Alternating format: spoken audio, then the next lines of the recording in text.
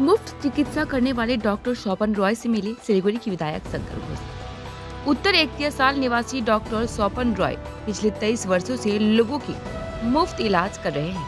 Every drop of water counts. SBM Gold's water tank is the most sustainable and durable water storage solution available. Our hashtag असली commitment.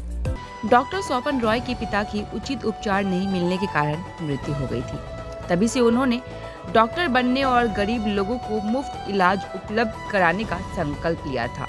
हालांकि वे आज भी घर में टपकती tin की छत के नीचे रहते हैं, फिर भी वे सिलीगुड़ी सहित विभिन्न क्षेत्रों में जाकर लोगों को स्वस्थ बनाने के लिए मुफ्त उपचार उपलब्ध कराते हैं। लेकिन सरकार की तरफ से उन्हें अभी तक कोई मदद नहीं मिली है, फिर भी उनका इलाज जारी है। बुधवार 23 जनवरी को नेताजी के जन्मदिन पर सिलीगुड़ी के विधायक शंकर घोष अचानक गरीब डॉक्टर के घर पहुंचे। उन्होंने देखा कि दूर दूर से कई लोग इलाज के लिए उनके घर पर आए हुए हैं। फिर उन्होंने सभी से काफी देर तक बातचीत की। डॉक्टर स्वपन रॉय सिलीगुड़ी के विधायक को अपना घर में आते देख काफी खुश हुए। आज उनसे मुलाकात करने के साथ ही विधायक ने उन्हें ऑक्सीमीटर भी सौंपा। उन्होंने आश्वासन दिया कि वे जल्द से जल्द सरकार से बात करेंगे और उनके लिए कुछ व्यवस्था करेंगे। इस अवसर पर विधायक शंकर घोष ने कहा कि डॉक्टर कई वर्षों से गरीबों को मुफ्त सेवा दे रहे हैं, इसलिए आज मैं सुबह उनसे मिलने के लिए उनके घर आया हूं। हम हमेशा हर तरह से उनके साथ रहे। मैं तुरंत सरकार से बात करके उनके लिए कुछ व्यवस्था करना चाहता हूं।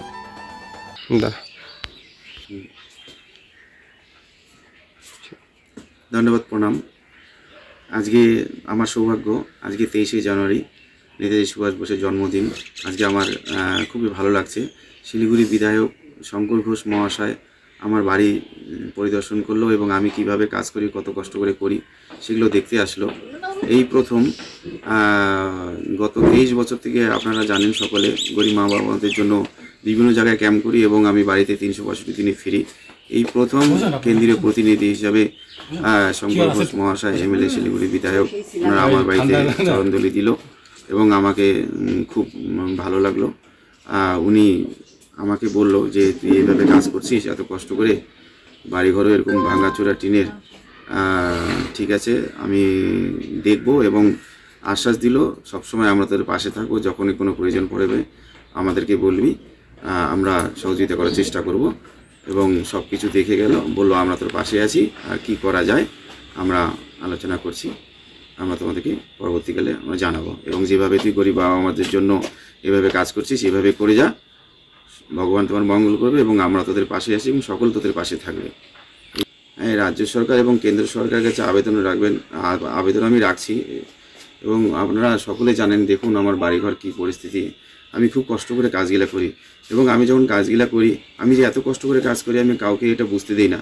আমি খুব হাসি মুখে আমি কাজগুলা করি।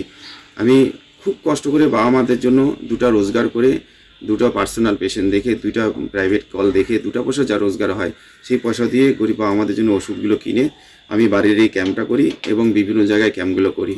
আমি খুব কষ্ট করে করি এবং সরকারের কাছে এটা আবেদন থাকলো, যদি আমাকে একটা অ্যাম্বুলেন্স এবং কিছু ওষুধ মান্থলি যদি কিছু ওষুধ ডোনেট করতো, যেমন আমি বাবা মাদের 15-20 দিনের করে ওষুধ দিচ্ছি, এটা যদি 1 মাসের করে দিতে পারতাম তাহলে আরও খুব ভালো হতো। তার কারণে বাবা মারা অনেক দূর থেকে আসে, কেউ 100 কিলোমিটার 150 কিলোমিটার, অন্য রাজ্য অন্য দেশ থেকেও আসে, নেপাল থেকেও আসে।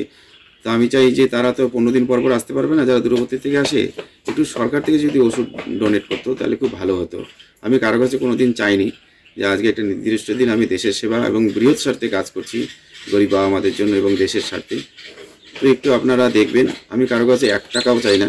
যদি কিছু আমাকে দেওয়া যায় যে ওষুধ, সেই ওষুধগুলো আমি বাবা মাদের আবার কনভার্ট করে দিব, সেটা সকলের কাছে আমি আবেদন রাখলাম, দেশবাসীর কাছে। ধন্যবাদ।